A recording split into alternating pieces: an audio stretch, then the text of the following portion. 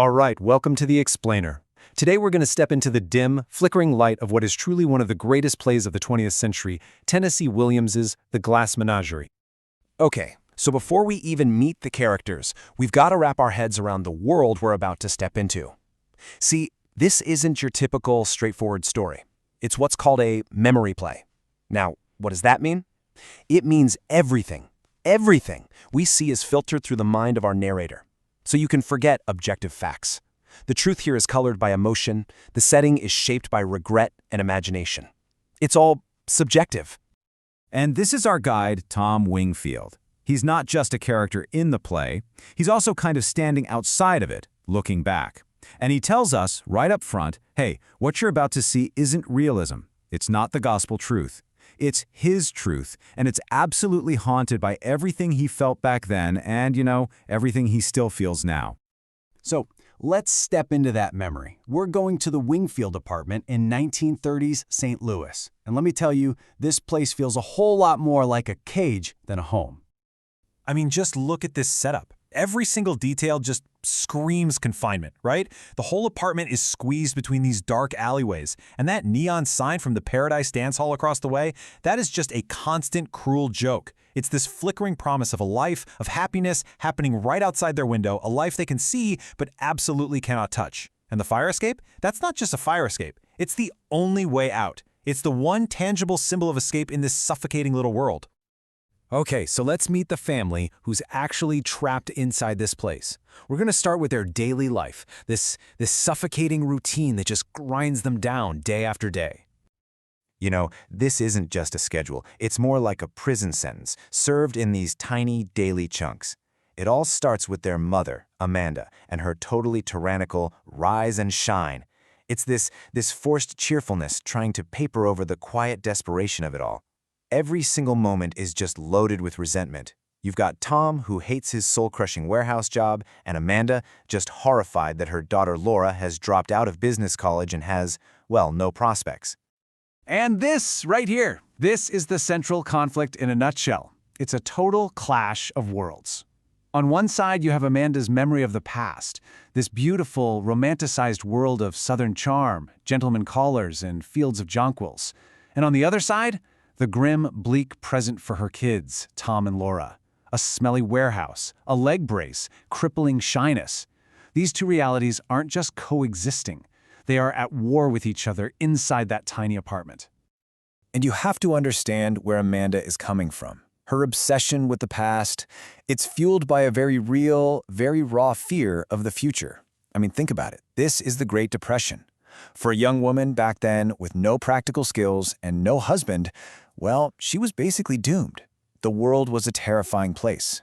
So when Amanda finds out Laura quit business college, that fear just ignites. It turns into this desperate, all-consuming mission.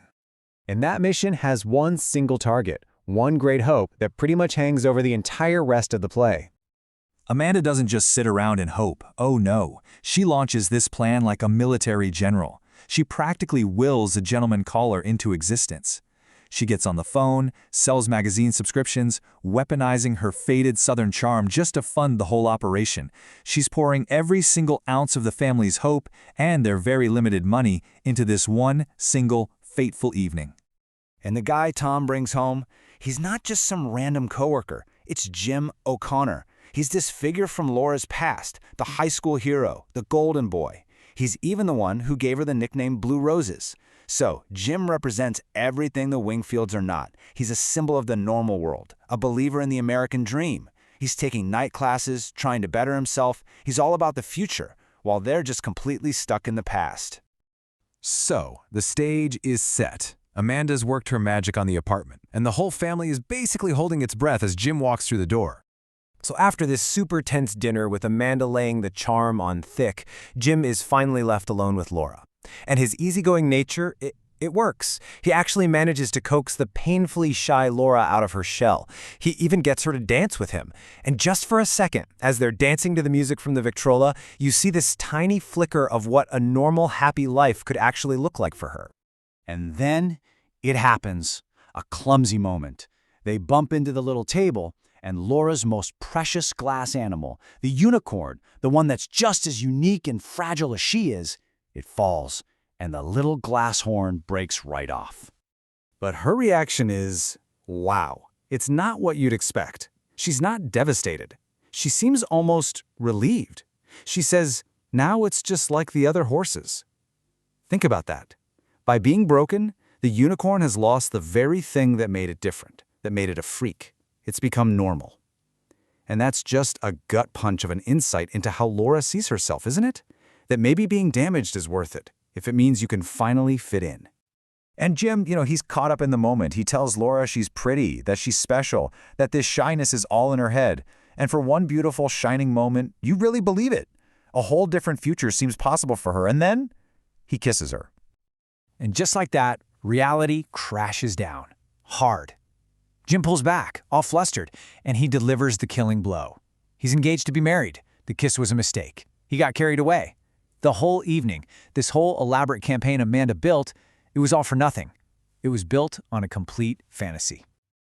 Laura's face just goes blank, and her response is so quiet but so devastating. She picks up that little hornless unicorn, and she gives it to him as a souvenir. It's like she's handing him the physical proof of her own shattered hope, a memento of the one moment she felt normal right before she was abandoned all over again. So after Jim leaves, that fragile little bubble of hope doesn't just pop, it shatters, and the family just explodes in this final awful fight that's going to tear them apart for good. Amanda just loses it. She blames Tom for everything, for humiliating the family, and Tom, who has been pushed way past his breaking point, finally lets his own secret out. He's paid his dues to the Merchant Marine. He's leaving, just like his father did years before. And with that, he's gone. He walks down that fire escape for the very last time. He's following in his father's footsteps, trying to escape this suffocating little world. But here's the real tragedy, and it's the whole reason he's telling us this story in the first place. Leaving is not the same thing as escaping. Because no matter how far he goes, how many cities he sees, he can't get away from her. The memory of Laura just follows him. He says he's more faithful than he intended to be.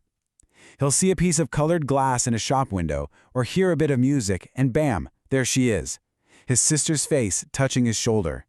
That guilt is an anchor he will just never, ever be able to shake. And that brings us to his final, heartbreaking line. He's not really talking to us anymore. He's talking to her ghost. Blow out your candles, Laura. And so, goodbye. The whole play, this entire memory he shared with us, it's all been one long attempt to finally let her go. He's begging her to extinguish her light, to fade away, so that he can maybe, just maybe, be free from his own guilt. And that's the question the play leaves us with, isn't it? Tom managed to escape the physical prison of that cramped apartment, but in doing so, he just built himself a brand new one, a much stronger one, right inside his own head. A prison made of guilt and memory. And from that prison, there is no fire escape.